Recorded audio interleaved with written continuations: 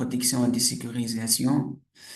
Nous avons des produits pour la protection des données, pour la protection des endpoints, protection des réseaux, mais aussi des solutions pour assurer le risk assessment et des solutions pour le security analytics.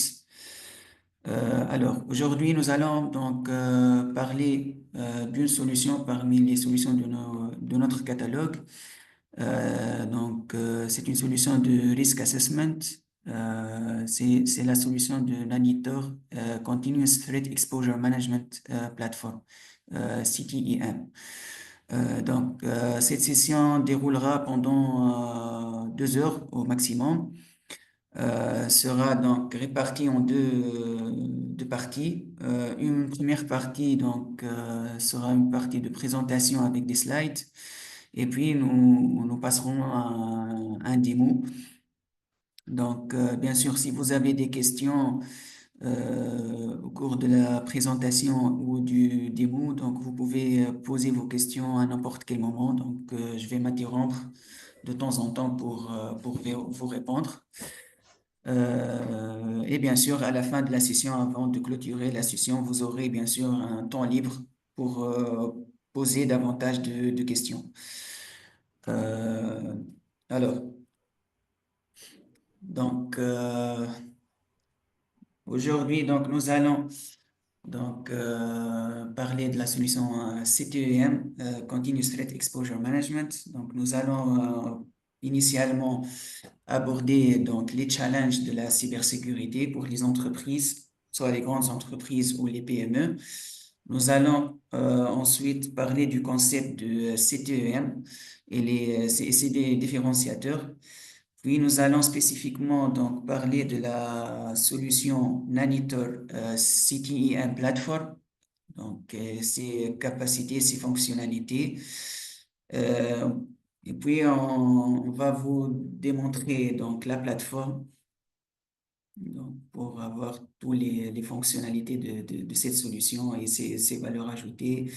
Et comme je l'ai dit, finalement, vous aurez un espace libre pour poser vos questions. Si on commence tout d'abord de parler sur les menaces de les menaces cyber. Les menaces cyber évoluent de plus en plus de temps en temps. De nouvelles techniques et de nouvelles procédures d'attaque sophistiquées qui apparaissent avec un impact financier et un impact sur les images de l'entreprise. Cela incite les grandes entreprises et les PME de faire des investissements pour assurer la protection de leurs infrastructures et leurs systèmes d'information. Euh, les entreprises sont toujours ciblées par les cyberattaques, les cybermenaces. Il fallait avoir des investissements pour assurer cette protection contre ces menaces-là. Euh, mais malheureusement, la majorité, disons 83% de ces entreprises manquent des moyens financiers pour assurer la protection de leurs infrastructures, avec bien sûr en notant l'absence des compétences techniques dans la gestion de la sécurité des systèmes d'information. Cela, bien évidemment, créera les security gaps au niveau des réseaux des entreprises. Aussi, ça favorise l'apparition, l'existence des expositions aux menaces. Et cela, bien sûr, favorise et encourage l'apparition et l'occurrence des incidents en cybersécurité au niveau des réseaux. Alors, si on parle maintenant des opérations de cybersécurité, les challenges que les opérateurs en sécurité se trouvent face, c'est que par exemple, Initialement, on parle des vulnérabilités. Donc, les vulnérabilités, donc, ce sont ou présentent les vecteurs d'attaque les plus sollicités par les attaquants et les adversaires. Donc, un grand nombre de vulnérabilités qui apparaissent toujours. Aussi, les technologies qui évoluent, de nouvelles technologies apparaissent. Et bien sûr, cela donc, résulte à un grand nombre de vulnérabilités qui sont bien sûr ciblées par les attaquants. Aussi, plusieurs outils en cybersécurité sont développés et sont donc disponibles pour les entreprises, mais malheureusement, les outils avec le high quality, la bonne qualité sont trop chers. Donc, diverses solutions sont disponibles pour les opérateurs de cybersécurité. Cela aussi peut créer donc, un overload ou une charge pour la gestion de ces outils parce que chaque outil donc, a une fonctionnalité bien déterminée dans la sécurité, la cybersécurité. Donc, les opérateurs se trouvent face à la gestion multiple de plusieurs outils à la fois. Donc, cela crée un overload et un overhead.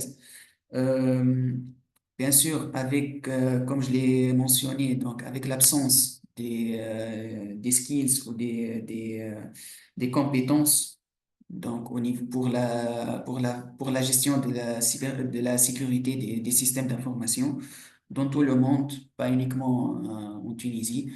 Euh, et finalement, les opérateurs se trouvent face aux exigences des conformités. Donc, avec bien sûr des exigences très strictes qui incitent donc des dépenses et voilà, des opérations de sécurité qui doivent être appliquées pour s'aligner avec les conformités, les standards de cybersécurité.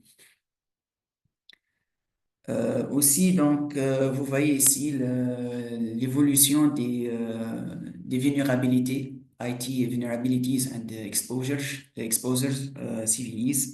Donc, donc, vous voyez l'évolutivité du nombre des CVE qui apparaissent d'une année à une autre. Donc, les vulnérabilités sont, donc, voilà, le, le facteur ou le vecteur d'attaque le plus sollicité. Donc, tantôt aussi, il y a tantôt de technologie, donc, ce qui favorise l'apparition des vulnérabilités. Donc, le nombre de vulnérabilités augmente chaque année les vulnérabilités, donc, et ce grand nombre présente un obstacle pour les opérateurs en sécurité parce que c'est difficile de gérer un tel nombre de problèmes et de vulnérabilités. Il fallait bien prioriser les vulnérabilités qui doivent être résolues. Donc voilà, avec bien sûr si en prenant en considération donc la remédiation des vulnérabilités, c'est très compliqué. Donc, il fallait donc tester par exemple, les patchs avant de les appliquer au niveau des environnements de production. Donc, c'est difficile donc de résoudre les vulnérabilités. Il fallait donc bien prioriser les vulnérabilités dues au grand nombre de ces problèmes-là. Aussi, donc, il y a donc de multitudes d'outils et de solutions pour la gestion de la sécurité au niveau des réseaux des entreprises. Donc, les opérateurs donc, sont obligés de gérer plusieurs outils à la fois et de collaborer avec différents constructeurs. Donc, donc voilà, donc ça crée une confusion aussi chez les entreprises pour savoir exactement sur quelle solution donc, il fallait investir. parce que généralement les organisations ne sont pas généralement conscients sur leurs pain points, les points faibles et leurs besoins. Donc voilà, l'existence de divers outils. Donc c'est un avantage, mais aussi c'est un inconvénient. Donc il fallait bien choisir quelle solution on ait besoin et faire les investissements nécessaires. Mais aussi, cela va créer, cette multitude, va créer un overhead pour les opérateurs de sécurité, avec bien sûr la difficulté pour gérer les intégrations entre ces différentes solutions. Donc, cela présente un défi majeur pour les opérateurs en cybersécurité.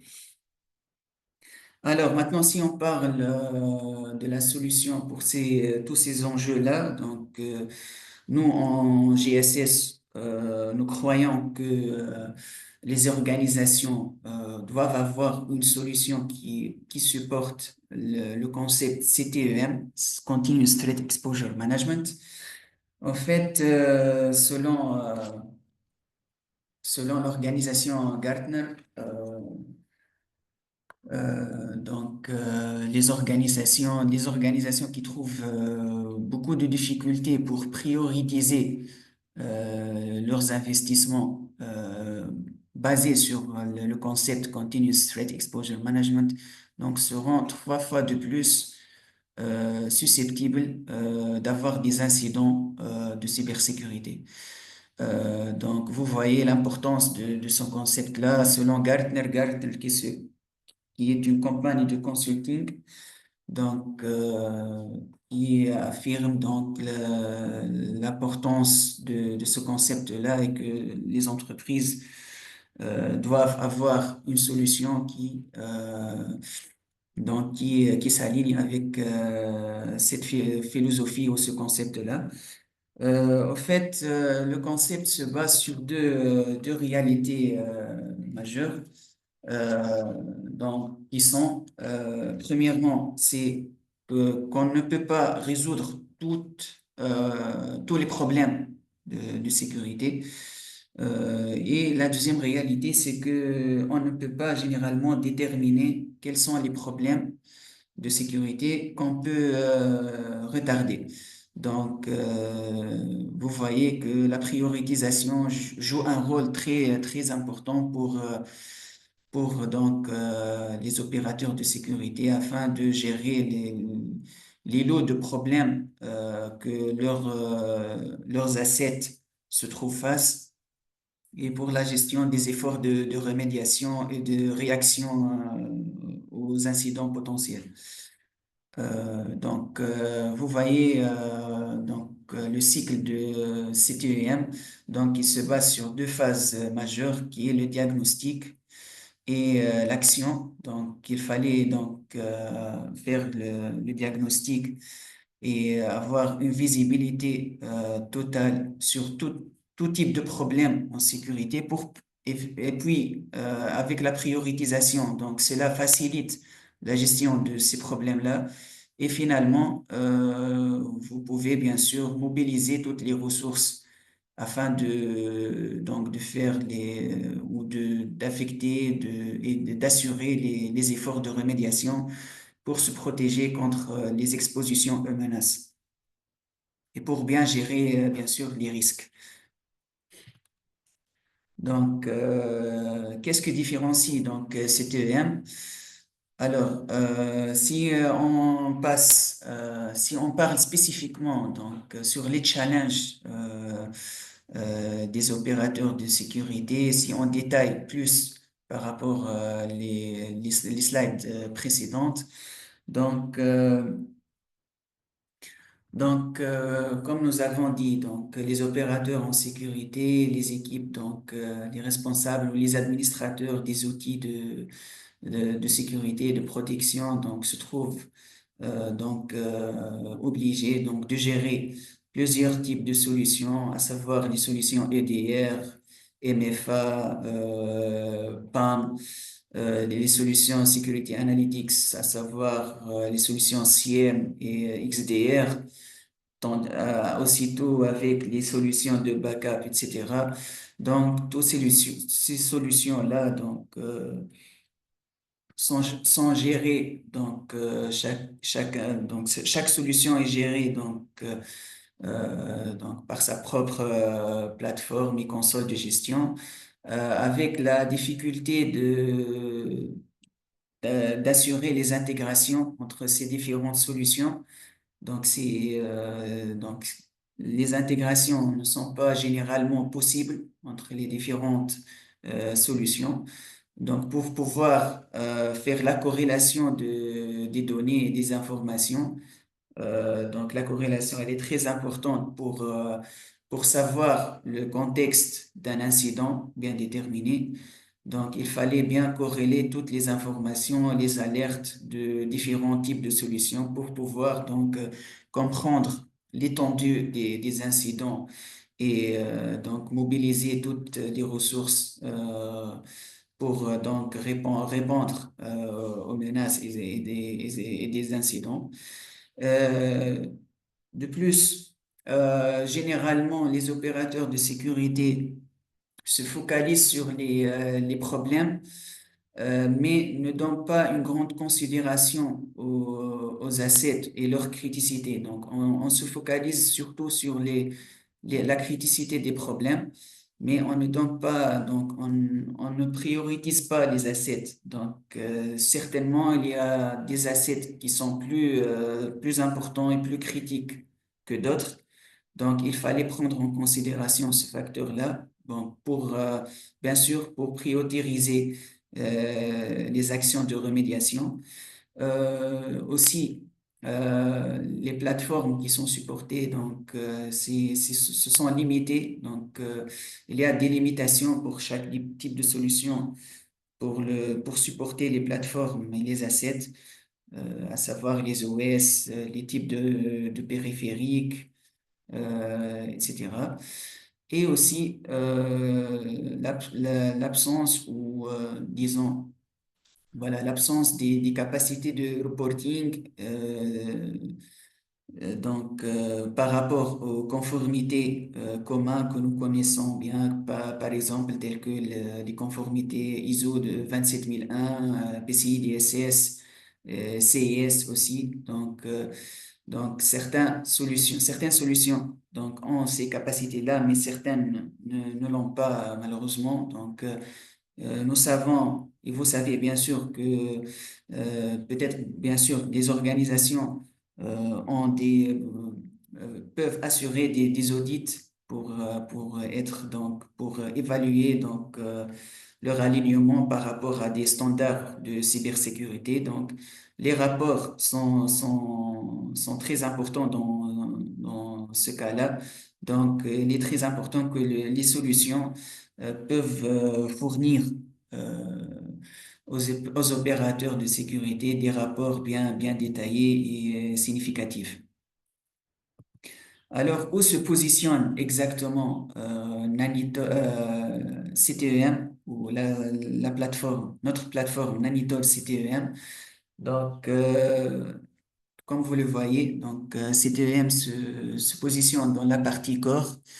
En fait, c'est une solution d'assessment et il peut aussi, en se comparant par rapport au framework NIST, NIST Framework, Security Framework, on peut classer cette solution dans les fonctions de identify, identification, detection, detect et respond. Donc, on peut faire la découverte des assets, on peut donc faire un inventaire des assets, on peut faire la découverte et l'identification des softwares au niveau de ces assets-là.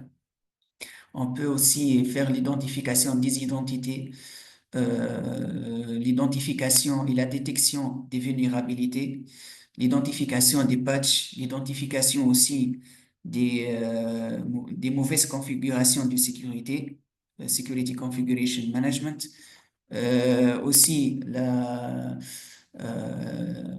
l'identification des problèmes au niveau des workloads cloud. Donc, toutes ces fonctionnalités-là sont tous unifiées dans une seule solution, une seule plateforme. Donc, tous ces problèmes-là peuvent être détecter, identifier, détecter et donc gérer au niveau d'une seule solution qui est la solution CTEM. Donc, avec bien sûr le CTEM, tous ces problèmes-là, donc, vous voyez, c'est un grand nombre de problèmes et de types de problèmes. Donc, comment vous pouvez donc gérer tous ces problèmes-là au niveau d'une seule plateforme, c'est grâce à la priorisation. La priorisation d'un côté des problèmes de sécurité, mais d'autre côté, et la plus importante, c'est la priorisation pardon, des assets. Donc, je le répète toujours. Donc, le terme priorisation, c'est le terme que je me répète à travers cette présentation. Donc, comme je l'ai dit, notre solution vous permet d'avoir une visibilité globale sur tous vos assets soit on-prem, soit au niveau du cloud. Donc, vous aurez avoir donc une visibilité sur les vecteurs d'attaque les plus sollicités, à savoir les vulnérabilités, les mauvaises configurations, aussi les identités qui sont visées aussi par les attaquants pour avoir un accès initial au réseau des entreprises. Et bien sûr, euh, avec la priorisation des assets, mais aussi des problèmes, on peut catégoriser et classer donc les problèmes par leur criticité. Du coup, vous aurez avoir une visibilité qui se concentre et se focalise sur les problèmes majeurs que vous devez immédiatement résoudre et actionner donc les ressources et les responsables afin de protéger vos infrastructures et vos systèmes d'information. Alors, notre solution se caractérise par plusieurs couches de fonctionnalités. Une première couche qui est la couche de discovery, de découverte. Donc, nous pouvons initialement avec suite à l'onboarding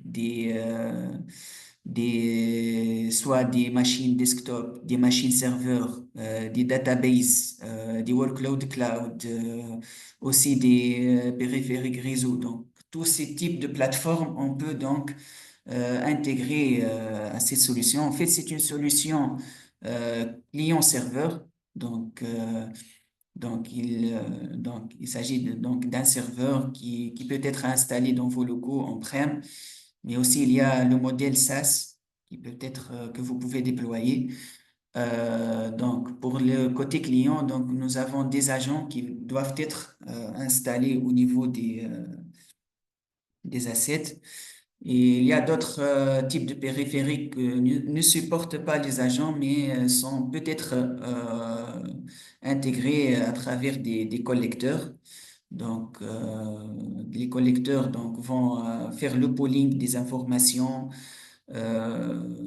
sur ces périphériques-là et vont remonter ces informations-là au serveur pour faire les analyses et voilà, faire des analyses concernant quel type de problèmes se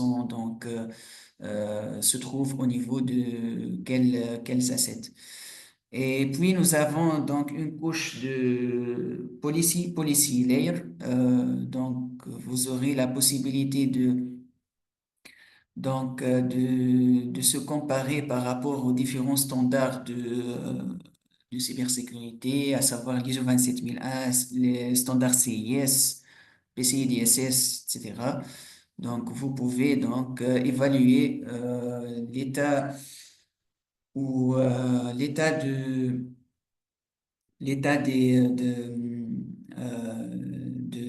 d'alignement par rapport à ces standards et ces conformités-là.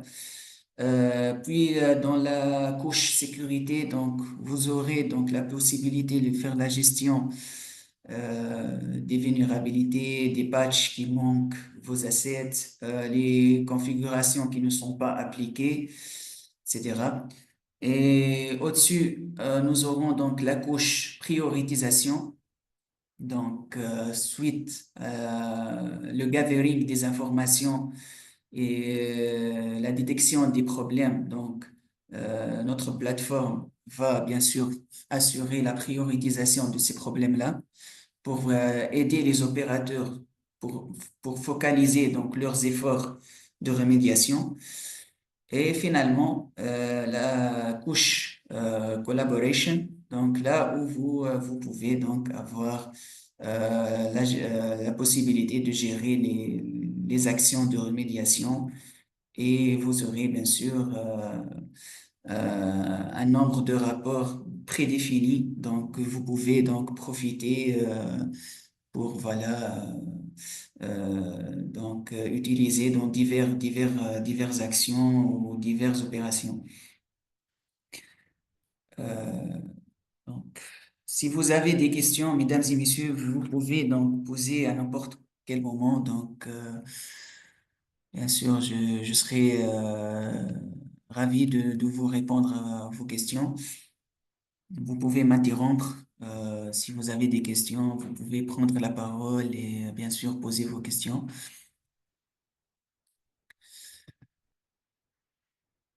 Donc, donc c'est vrai. Donc là, notre plateforme, donc, elle permet de faire la détection donc de tout type de problème, soit des problèmes de vulnérabilité, des problèmes au niveau des identités, pour la sécurisation des identités.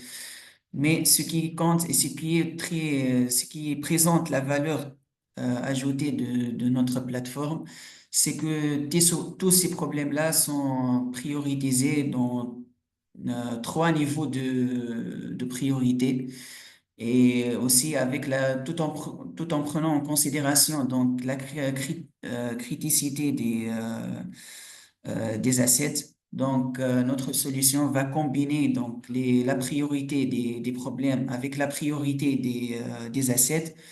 Donc, pour donc finalement classer les problèmes selon différents niveaux de prioritisation.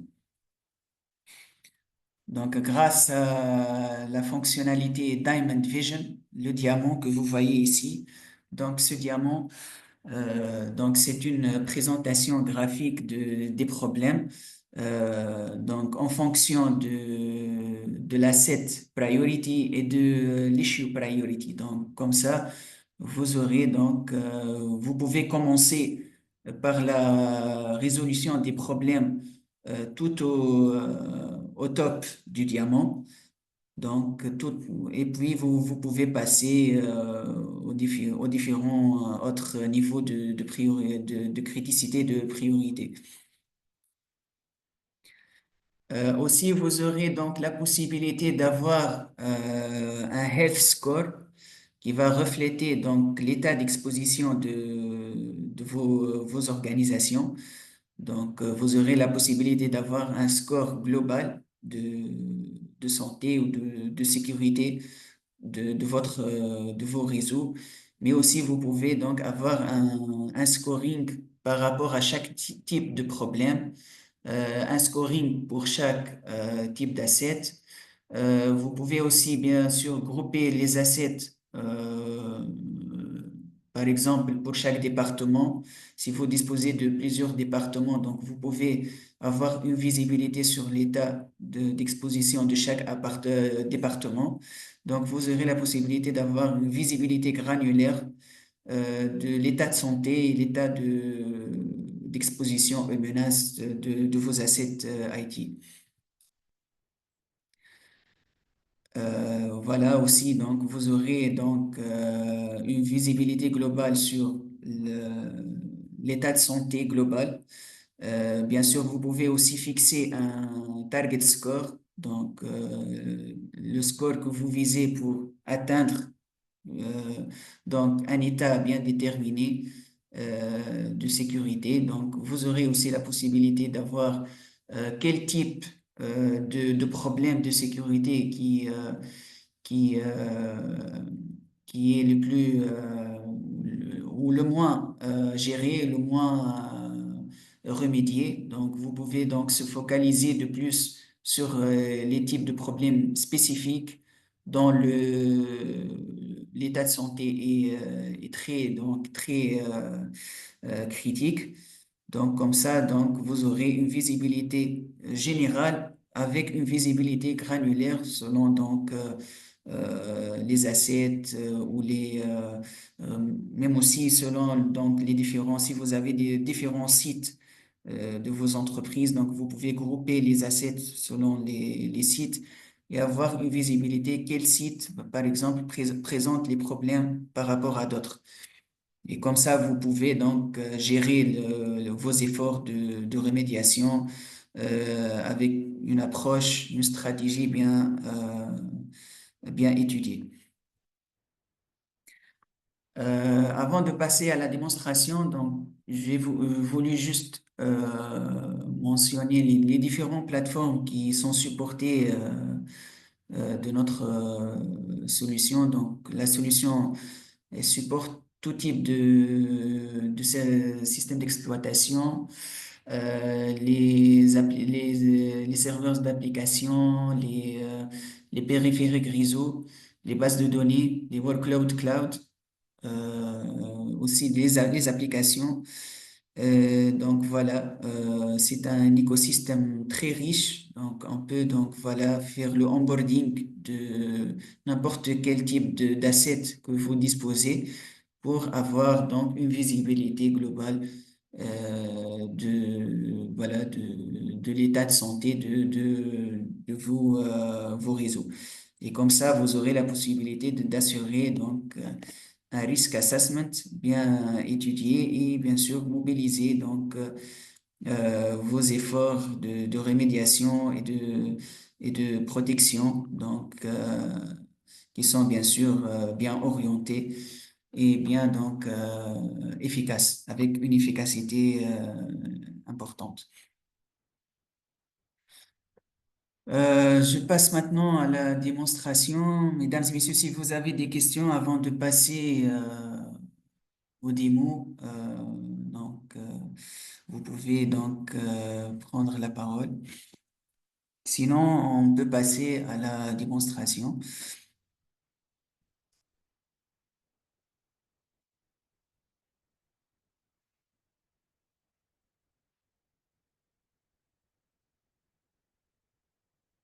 Alors, ici, comme vous le voyez, donc, vous voyez ici donc l'interface utilisateur donc, de notre solution Nanitor CTIM. Donc ici, vous voyez à gauche le Diamond Vision. Donc, et à droite, vous avez trois listes de problèmes de sécurité selon la priorité des, de ces problèmes, selon bien sûr, selon leurs impacts, la criticité de leurs impacts. Donc, nous avons les problèmes de niveau P0, les problèmes niveau P1, les problèmes niveau P2. Bien sûr, les problèmes P0 sont les problèmes les plus critiques, donc qui ont un score MPS le plus important, le plus grand. Donc, vous voyez ici, si je sélectionne par exemple, je mets le curseur sur un problème bien spécifique, vous voyez à gauche au niveau du diamant, euh, le petit carreau correspondant qui est en gras. Donc, vous voyez donc au-dessus, au top du diamant, vous aurez donc les problèmes les plus critiques donc, que vous devez donc en premier temps prendre en considération en premier temps pour gérer et résoudre. Et puis, vous pouvez passer au niveau suivant. Donc, voilà. Donc, parmi les types de problèmes, vous aurez des problèmes de sécurité des identités, des problèmes de type vulnérabilité. Donc, vous aurez donc la possibilité d'avoir les vulnérabilités OS et les vulnérabilités des softwares, des applications. Voilà. Vous aurez aussi la possibilité d'avoir le nombre des assets impactés par tel problème et une visibilité sur la progression de résolution donc, de ces problèmes-là par rapport aux assets affectés. Donc, vous aurez un pourcentage de résolution. C'est le nombre des assets résolus par rapport au nombre total des assets impactés. Donc voilà, comme ça, vous pouvez donc se focaliser en premier temps par la résolution des problèmes de priorité P0 et puis vous pouvez passer au next priorité. Donc comme ça, vous pouvez donc reporter les problèmes de priorité P2 à un temps ultérieur. Donc il fallait en premier temps se focaliser sur les problèmes les plus critiques. Alors, si on passe euh, par les différentes fonctionnalités de notre solution, la première fonctionnalité, c'est le discovery, le scoping et le discovery, la découverte. Donc, il fallait donc en premier temps euh, intégrer les assets, soit via les agents qui sont installés directement donc, au niveau des assets, soit via les collecteurs qui sont basés sur des agents, mais les collecteurs doivent être se connecter aux assets qui ne supportent pas les agents pour faire le pooling des informations afin d'être donc analysés et pour obtenir une visibilité sur les problèmes qui sont subis par ces assets-là. Donc ici, vous aurez une visibilité donc, sur tous les assets. Vous pouvez donc voir le health score pour chaque asset, l'état des agents, bien sûr, l'asset priorité, la priorité affectée pour chaque asset. Bien sûr, cette priorité est automatiquement, initialement attribuée aux assets grâce au labeling. Donc, chaque asset sera labellisé par un ou plusieurs labels. Chaque label donc, peut être configuré donc, pour modifier les priorités des assets selon les trois objets de sécurité qui sont la confidentialité, l'intégrité et la disponibilité. Donc, pour chaque objet, vous pouvez attribuer un score selon, bien sûr, selon la criticité de l'asset. Donc, comme ça, vous pouvez donc voilà, personnaliser l'asset priority donc, qui va être, bien sûr, pris en considération dans le calcul et la prioritisation des problèmes. Voilà. Donc, vous pouvez aussi pour chaque asset avoir le nombre de problèmes et aussi les benchmarks qui sont associés à chaque asset. Les benchmarks, ici, on parle des benchmarks CIS pour évaluer les configurations au niveau de chaque OS. Donc, chaque OS qui s'intègre avec le serveur va être donc assigné automatiquement selon le type d'OS, assigné à un benchmark qui contient un nombre de contrôles de sécurité. Donc, afin d'évaluer donc les configurations de chaque OS. Et aussi, vous pouvez manuellement, bien sûr, attribuer donc, les benchmarks. Donc, comme ça, vous aurez une visibilité sur les configurations qui manquent vos assets. et que vous pouvez donc activer ou modifier les configurations pour assurer une meilleure protection. Donc voilà. Aussi, vous pouvez activer donc la découverte d'autres assets. Vous pouvez donc avoir par exemple, des shadow IT, donc des assets que vous n'avez aucune idée ou information sur la présence de ces assets-là. Donc, grâce à la fonctionnalité Network Discovery, donc vous pouvez activer cette fonctionnalité pour découvrir des rogue devices, donc que vous pouvez ensuite intégrer dans le serveur pour donc visualiser et avoir une idée sur les problèmes qui sont donc subis par tel asset. Donc, pour chaque asset intégré, vous aurez aussi la possibilité de voir tous les comptes utilisateurs qui se trouvent au niveau de chaque asset. Donc, vous aurez donc d'avoir donc le type de chaque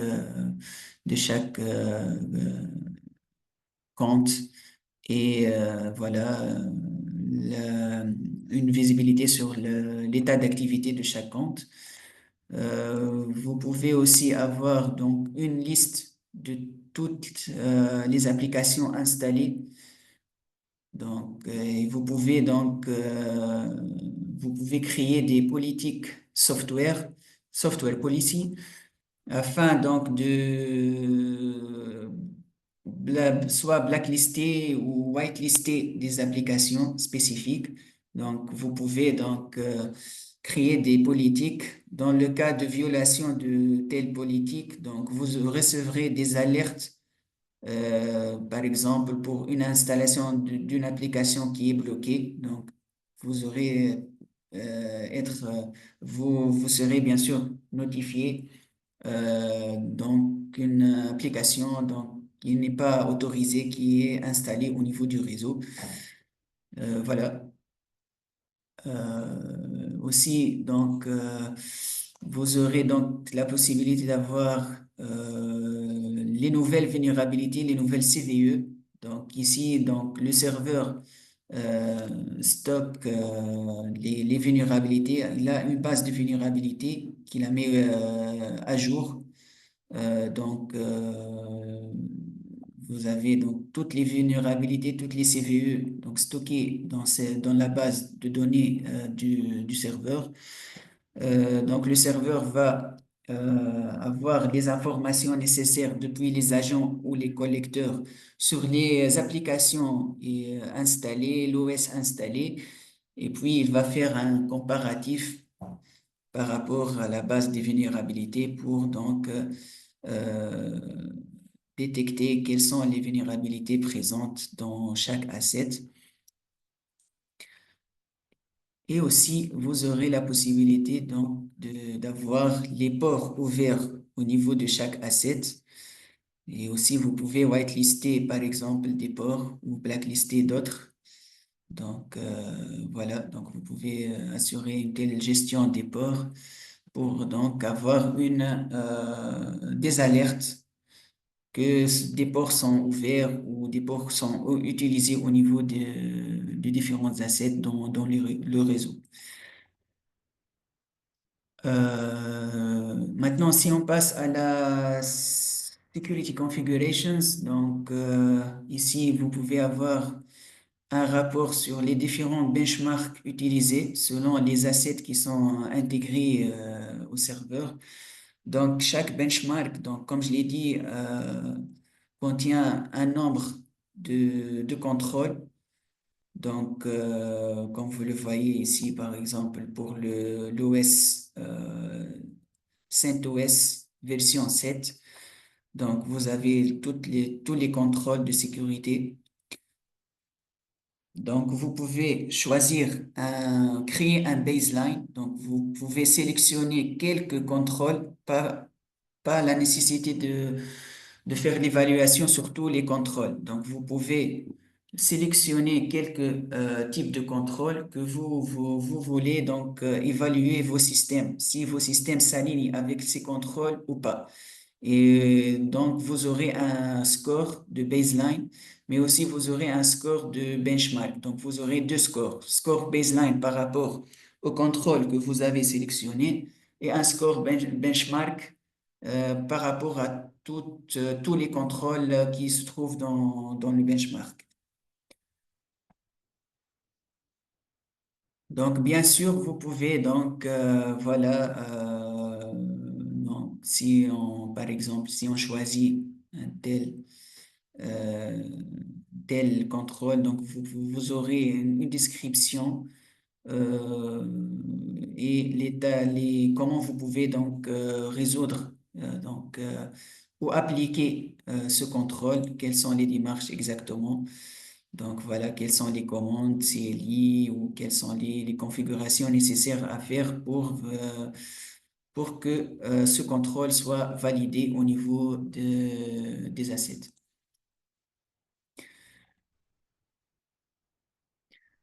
Donc voilà, vous aurez donc un score, baseline score. Donc ici, par exemple, pour chaque benchmark, vous pouvez avoir le nombre d'assets qui est attribué à cette benchmark. Et vous aurez donc un score par rapport le baseline, mais aussi vous aurez un score par rapport le standard ISO 27001.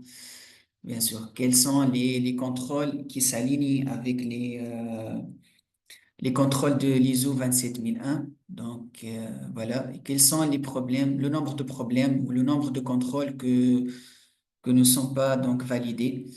Donc, comme ça, vous pouvez aussi donc créer des rapports, donc avoir des rapports de benchmarking. Donc voilà.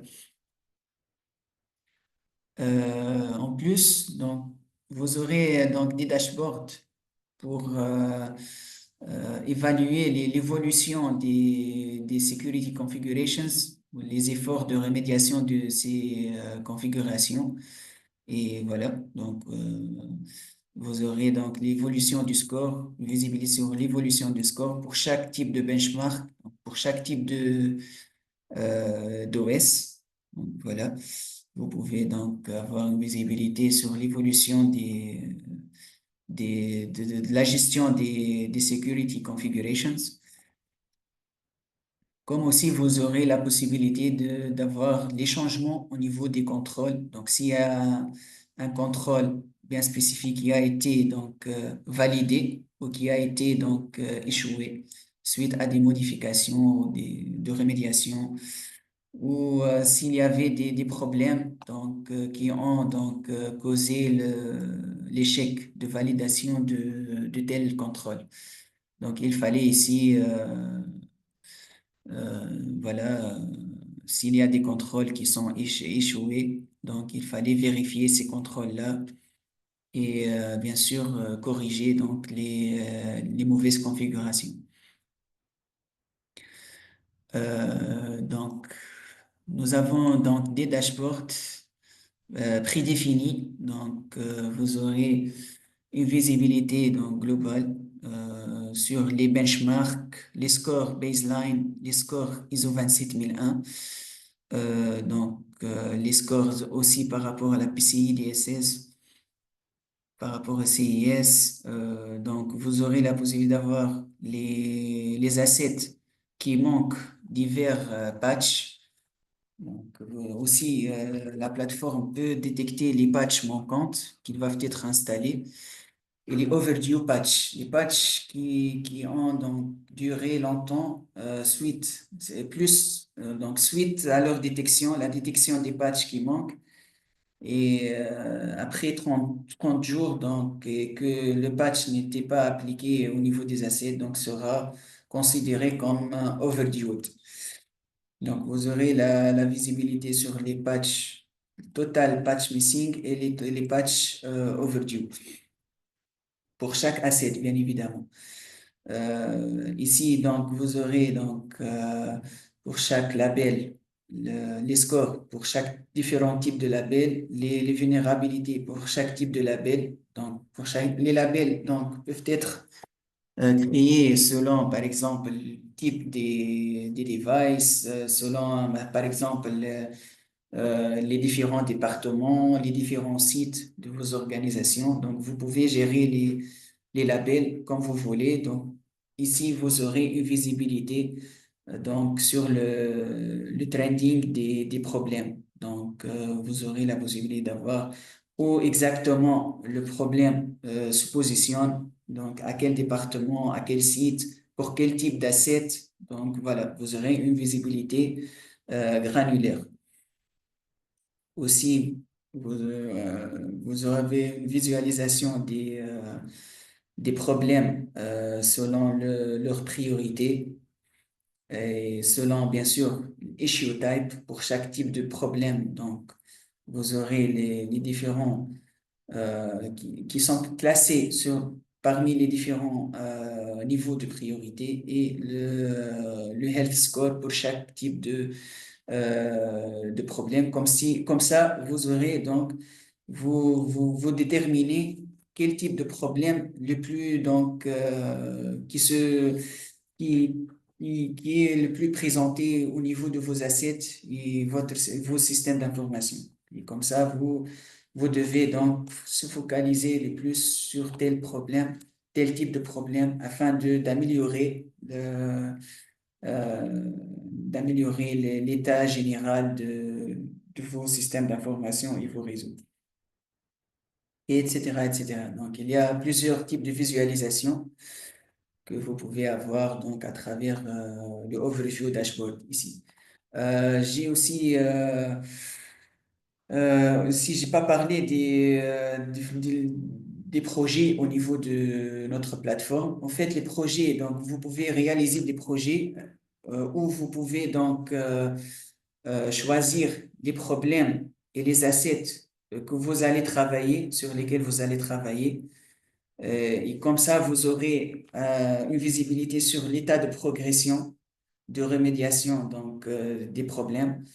Et voilà, donc par exemple, si j'entre à ce projet-là, je vois quels sont les problèmes qui sont considérés, qui sont affectés à ce projet et quels sont les assets euh, affectés à ce projet. Donc, le type de projet, c'est un type issue resolution. Donc, euh, celui qui est affecté à ce projet doit faire la résolution, la remédiation de ces types de problèmes au niveau de ces assets.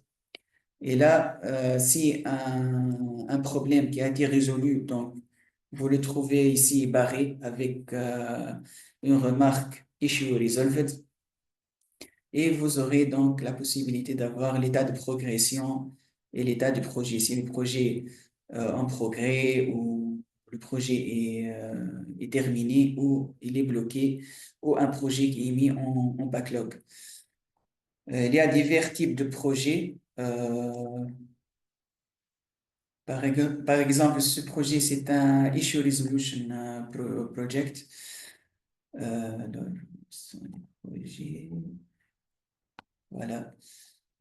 Donc, vous pouvez créer différents types de projets, par exemple, Issue Resolution, si vous allez vous focaliser sur la résolution des problèmes particuliers, mais aussi vous pouvez assurer un projet de type Asset Onboarding. Donc, après la découverte des assets, vous pouvez donc grouper les assets que vous voulez intégrer dans cette solution. Donc, vous pouvez grouper ces assets dans un projet de type Asset Onboarding. Et puis, vous pouvez donc assurer le onboarding, l'installation des agents nécessaires pour faire le onboarding de ces assets. Vous pouvez aussi se focaliser sur un asset bien spécifique pour résoudre tous ces problèmes à travers un projet de type Asset Issue Resolution.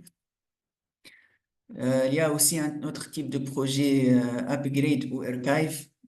Si vous avez des agents qui nécessitent une mise à jour ou que des agents qui sont installés sur des assets qui ne sont plus existants dans vos réseaux. Donc, vous pouvez les grouper dans un projet de type End of Life Assets pour les gérer convenablement et bien sûr suivre la progression des efforts. Et aussi un rapport de type Asset Health Hardening. Donc, si vous voulez se focaliser pour améliorer le Health Score, spécifier un score cible que vous voulez atteindre pour, euh, pour un asset ou un groupe d'assets. Donc, vous pouvez grouper tous ces assets-là dans un projet et vous devez donc voilà travailler sur cet objectif-là.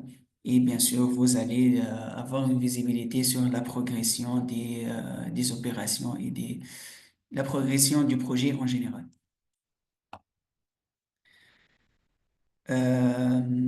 Si je passe aussi au dashboard, la progression, progress dashboard ici, donc vous pouvez avoir une visibilité donc sur l'évolution des problèmes au niveau du temps.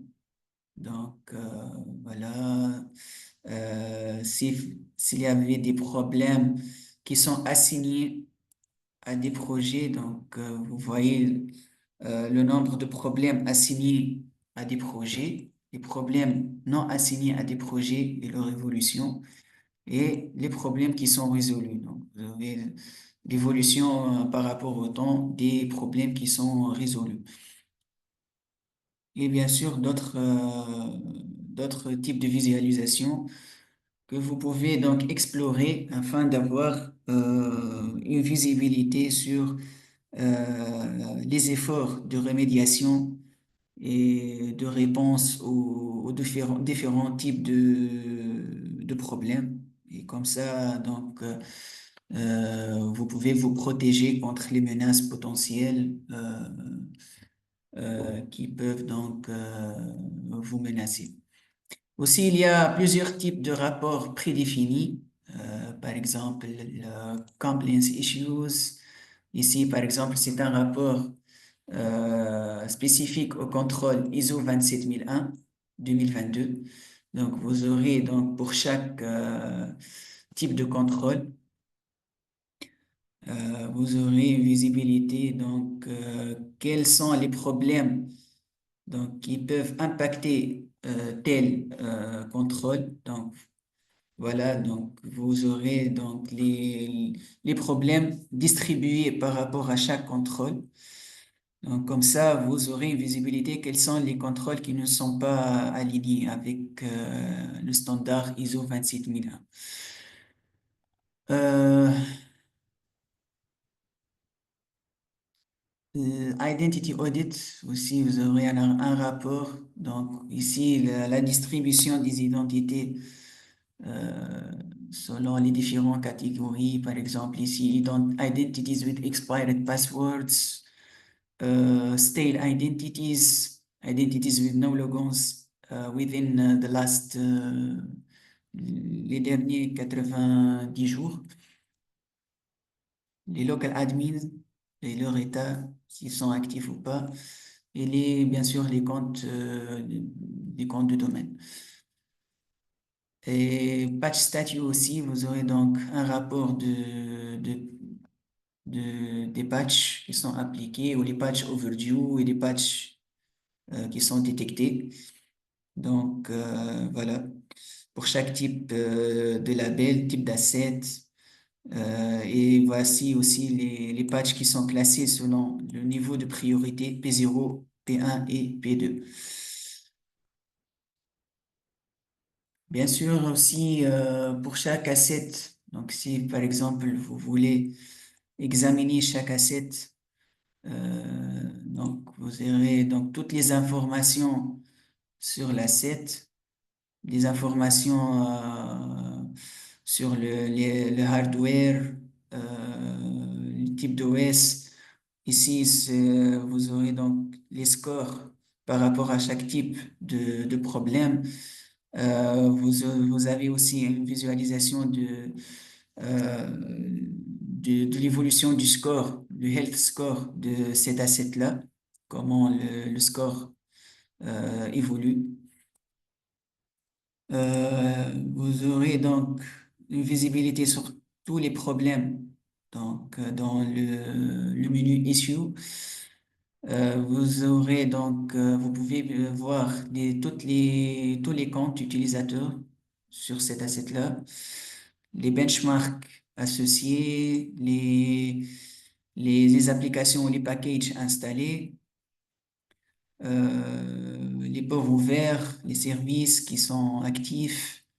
Neighbors ici, donc, grâce à la fonctionnalité Network Discovery, si cet agent, par exemple, installé, a pu découvrir donc, d'autres assets au niveau du réseau. Donc, la découverte, elle peut se faire via le protocole ARP. Donc, comme ça, vous aurez donc une visibilité quels sont les voisins de tel asset dans le réseau. Et bien sûr, si cet asset est affecté à un projet bien déterminé ou pas. Ici, vous aurez donc l'asset priority. Donc, suite à la combinaison des scores par rapport à chaque objet de sécurité, la confidentialité, l'intégrité et la disponibilité. Et bien sûr, les labels qui sont appliqués à cet asset-là. Donc voilà, mesdames et messieurs, je crois que nous avons fait le tour sur toutes les fonctionnalités de la plateforme Nanitor CTEM. Donc, si vous avez des questions à poser, donc vous pouvez donc prendre la parole.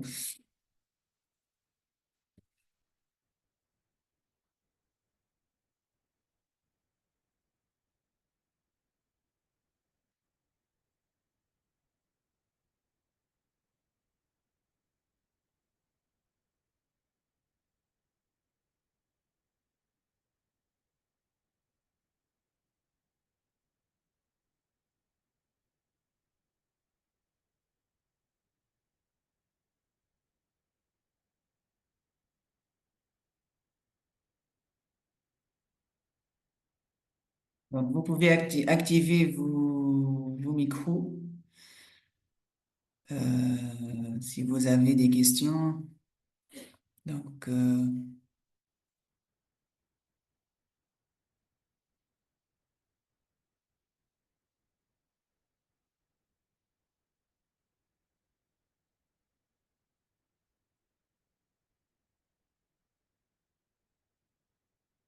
on a plein de temps, bien sûr.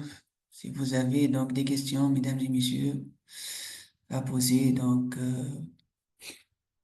oui, vous pouvez donc vous activez vos micros et vous pouvez donc parler et poser vos questions.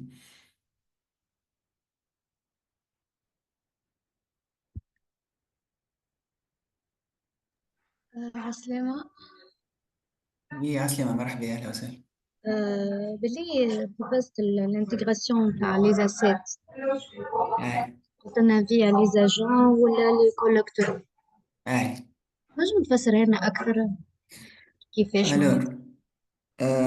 ben, donc vous voyez ici les plateformes supportées. Par exemple, pour les desktops et les serveurs, il y a des OS qui supportent l'agent. Donc, il y a des agents qui peuvent être installés sur certains OS, à savoir Windows, avec disons, la plupart des versions Windows, la plupart des distributions et versions Linux, aussi macOS. Pour certains, par exemple, OS qui ne sont pas supportés, qu'il n'y avait pas un agent qui doit être, qui supporte donc, ce type d'OS, donc un collecteur, ou par exemple pour les périphériques réseau, comme les routeurs, les firewalls, etc. Donc ces périphériques-là ne supportent pas l'agent. Il n'y a pas un agent, il n'y avait pas un agent qui doit être installé. Donc, un collecteur qui se base sur un agent. Donc, un agent doit être installé quelque part dans le réseau. et vous devez activer le rôle collector au niveau de cet agent-là. Et vous devez donc attribuer les accès nécessaires aux différents donc, assets que vous voulez intégrer à travers via divers protocoles tels que SSH, Telnet et autres protocoles. Et comme ça, donc, le collecteur va devoir se connecter aux assets et faire le pooling ou information gathering, tels que par exemple, quelles sont les configurations appliquées, quels sont les packages ou les applications installées, euh, des informations sur l'OS, sur le hardware, les services, les ports qui sont actifs. Donc, such information, donc telle information donc sera donc collectée par les collecteurs et puis sera remontée au serveur donc pour faire les analyses nécessaires. Et voilà, donc c'est comme ça.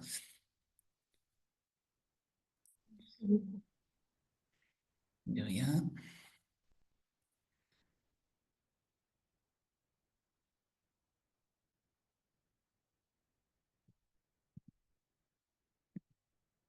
Par exemple,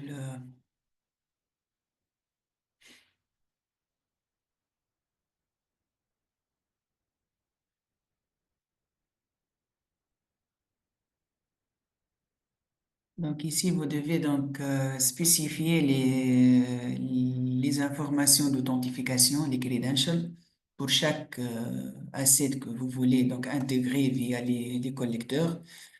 Donc, vous pouvez donc spécifier le protocole d'accès, donc soit par SSH, Telnet, soit un accès à une database. Donc, vous devez euh, fournir les credentials pour accéder à cette base de données. Soit des client secrets pour accéder aux différents tenants cloud, donc Cloud Azure, AWS ou Google. Aussi, vous pouvez intégrer les serveurs VMware, vCenter, V6i, donc voilà, pour faire leur assessment.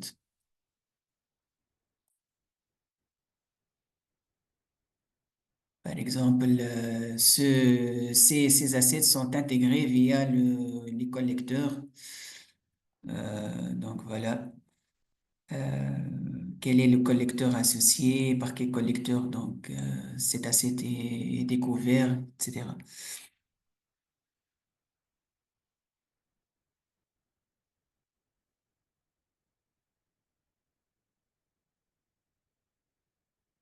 Bien sûr, s'il y a un agent qui, après, par exemple, une durée euh, qui a passé une durée d'activité, qui n'est pas qui n'est pas actif durant une durée spécifique, donc il passera à l'état pending archival.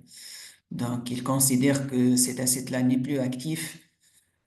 Donc, l'archival, c'est l'équivalent de la suppression. Il n'y a pas de possibilité de supprimer un asset, mais vous pouvez archiver un asset. Donc, si un asset n'existe plus dans le réseau, vous pouvez l'archiver.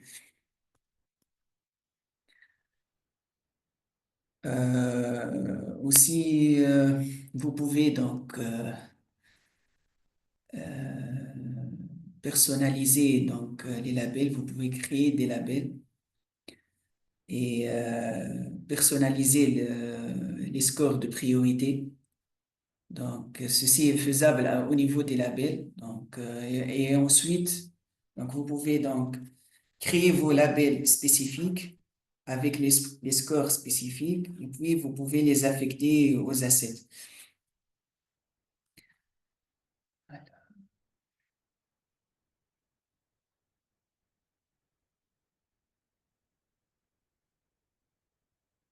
Voilà, vous pouvez ici créer des labels.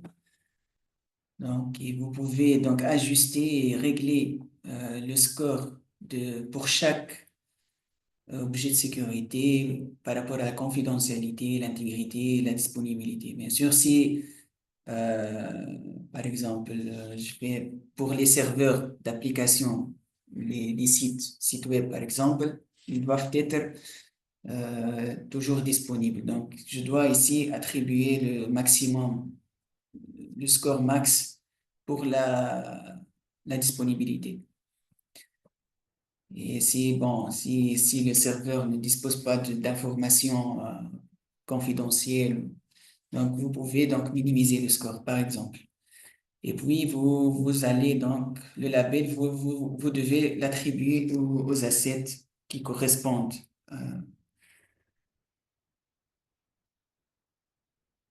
Euh, Aussi, vous pouvez automatiquement, bien sûr, assigner ces labels-là. Donc, vous pouvez définir des règles d'attribution des labels. Vous pouvez spécifier des conditions. Par exemple, create rule ici, vous aurez donc des conditions, plusieurs types de conditions. Donc, vous pouvez donc choisir quel type de label à appliquer. Donc, si un tel asset répond bien aux différentes conditions, pardon.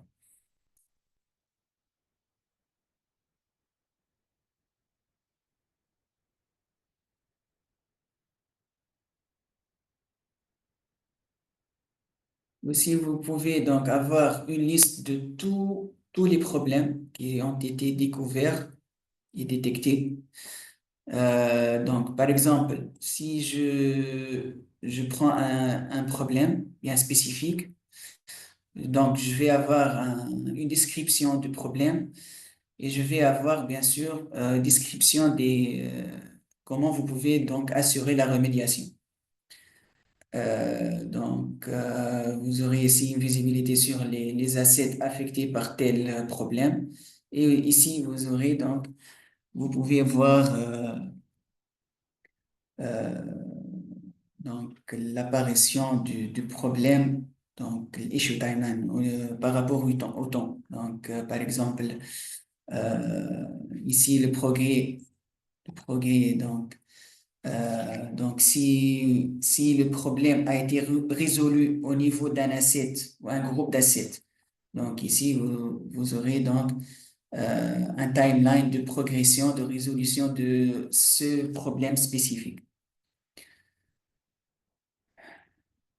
Voilà, ici, la résolution, par exemple, résolve ici sur un asset, puis sur deux assets, puis sur trois assets. Ici, il y a une fonctionnalité qui est l'AI Remediation Insights. Donc, vous pouvez actionner euh, l'AI Remediation pour vous donc assister pour avoir des mesures de remédiation avancées. Donc, ici, vous pouvez avoir une description de la remédiation, vous pouvez avoir une référence externe pour y accéder afin de trouver la solution pour remédier tel problème. Mais vous pouvez vous assister de plus avec l'intelligence artificielle. Voilà. Donc, Suggested Solution, il vous donc donne une suggestion pour résoudre le problème, détaillé bien sûr. Voilà.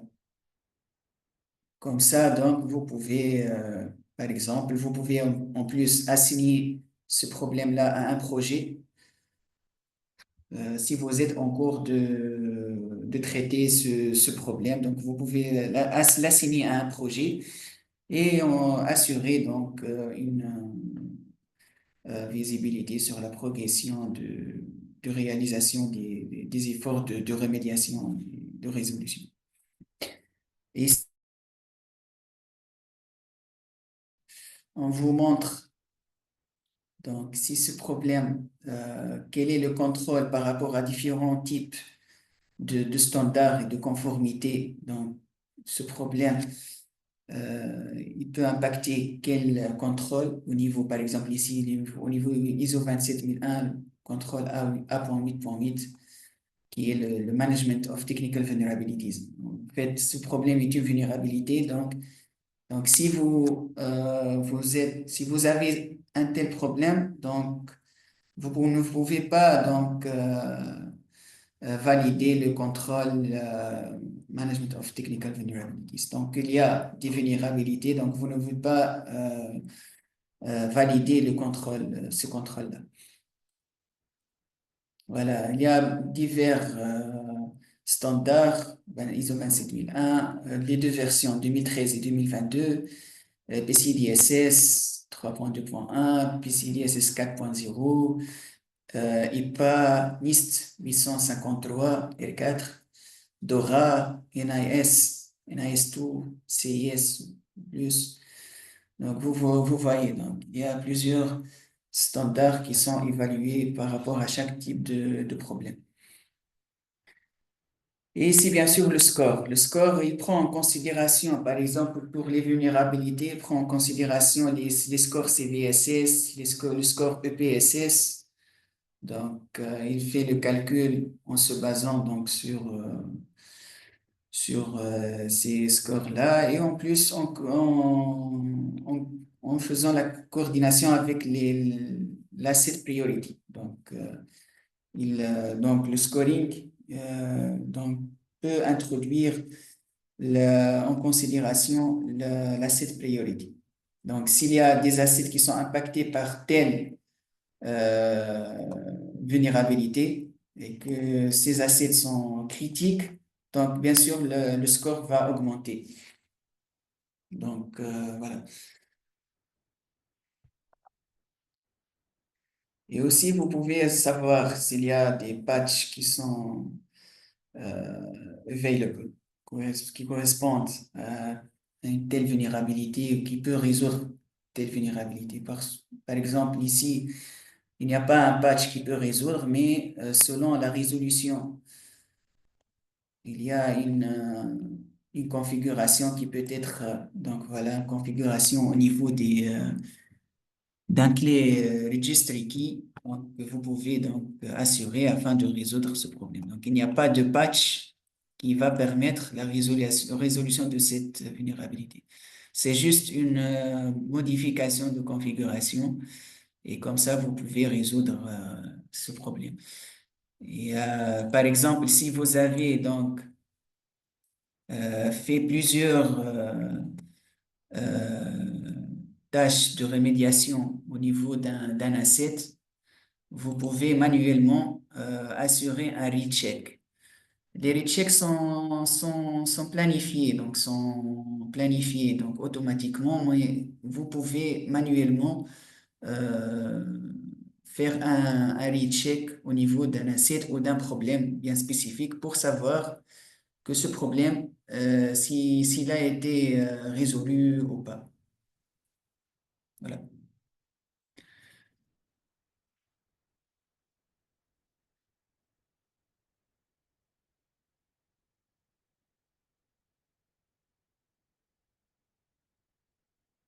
Alors, donc, si vous avez d'autres questions, mesdames et messieurs, donc nous allons, donc, avant de clôturer, nous allons donc, euh,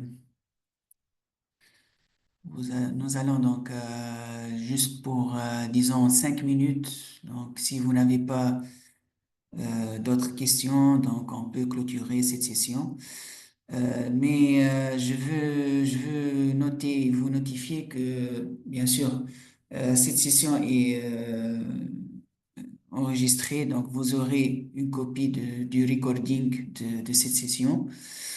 De plus, d'autres sessions donc, sur d'autres sujets vont être planifiées dans les jours qui viennent. Donc, vous aurez bien sûr des invitations. Donc, vous serez bienvenus, bien sûr, parmi nous pour assister à nos webinaires. Donc, voilà, tout autour de la cybersécurité.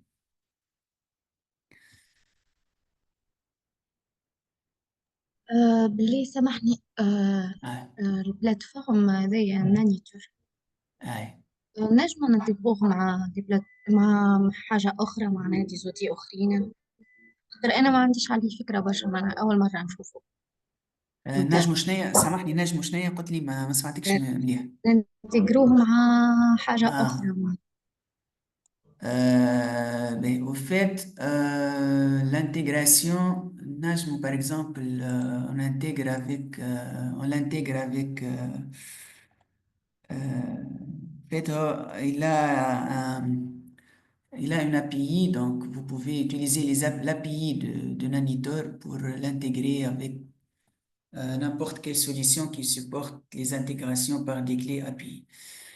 Donc voilà, grâce à l'API Keys, donc vous pouvez importer clé API à n'importe quelle solution qui supporte des intégrations via des clés API, et comme ça vous pouvez faire le pooling des résultats des assessments et de remédiation, bien sûr.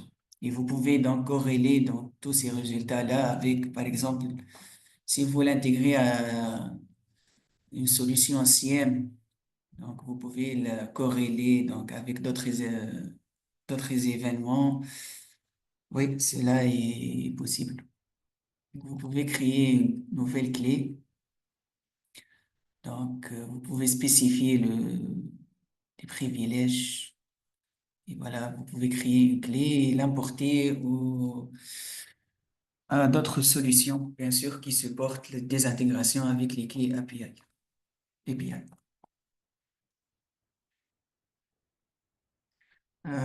Comme aussi, vous pouvez l'intégrer avec euh,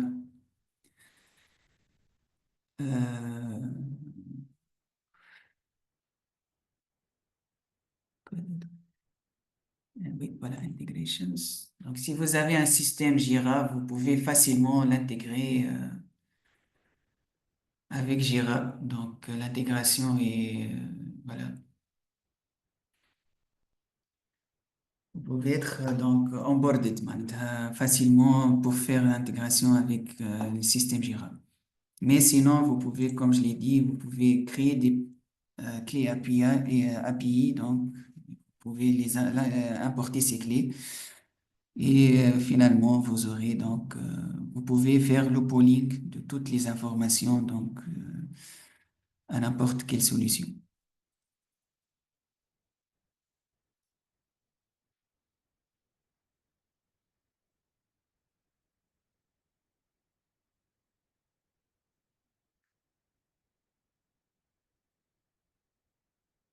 Vous pouvez aussi donc, spécifier, par exemple, si vous avez des assets vous voulez donc évaluer et faire un assessment de point de vue external attack surface, par exemple. Donc, vous pouvez ici introduire vos domaines et vous aurez des résultats de type external attack surface. Donc, pour voyez donc quels sont donc les problèmes qui sont donc voilà les problèmes externes, disons. Et cette fonctionnalité, donc, elle est basée sur les informations extraites du site Shodan, des databases Shodan. Voilà. Il n'est pas assez, disons, il n'est pas assez avancé, donc, ce module-là, mais vous aurez donc une autre visibilité. Par exemple, euh, donc ici, j'ai par exemple une VM que je la visualise en interne. Donc, j'ai installé un agent sur cette VM-là, cet OS. Et aussi, j'ai activé donc cet OS, cette VM, par exemple, euh, c'est un host de plusieurs sites web. Et donc, je peux donc visualiser s'il y avait des problèmes au niveau du domaine du point de vue external asset management. Donc, je peux le visualiser en interne via l'agent et en externe, donc via le module external asset management. Donc ici, par exemple, il sera labellisé 360 degrés visibility. Donc l'asset, il est monitoré donc, monitoré à travers l'agent et monitoré à travers des ressources externes, comme Shodan. Et par exemple, voilà, ici, par exemple, il n'est pas assez, comme je l'ai dit, il n'est pas assez développé. Sincèrement, ce module-là n'est pas assez développé. Mais vous voyez donc comment donc les attaquants vont voir donc vos assets. C'est de point de vue attaquant, quelles sont les informations qu'un attaquant peut avoir sur vos assets qui sont exposés au public, bien sûr.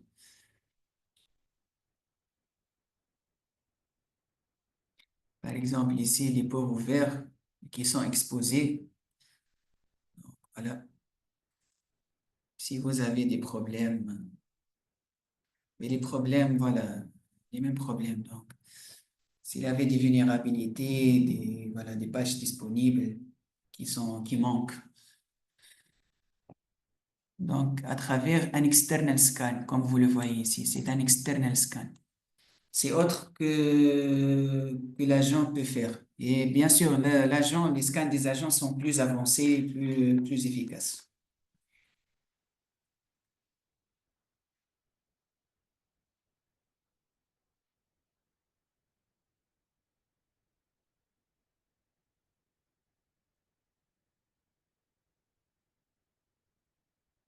Donc, merci à vous, mesdames et messieurs. Nous apprécions donc votre présence aujourd'hui, cette session.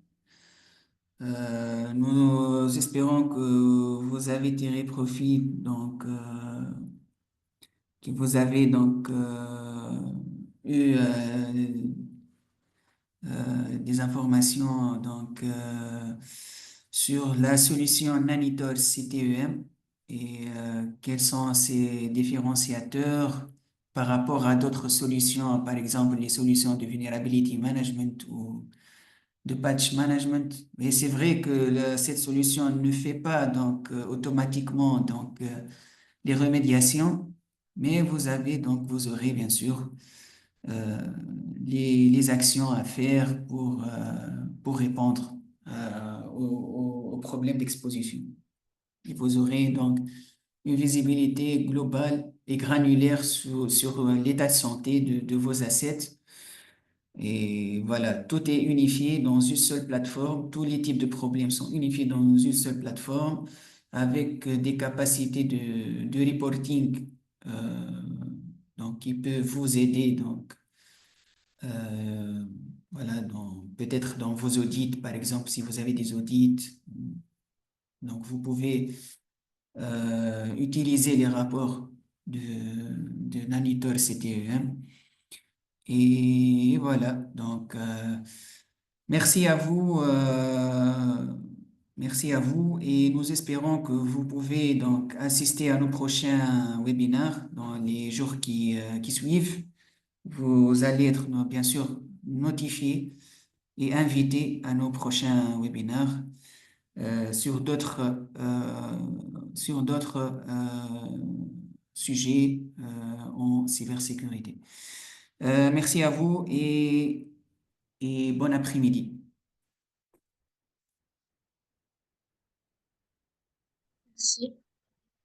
Au revoir.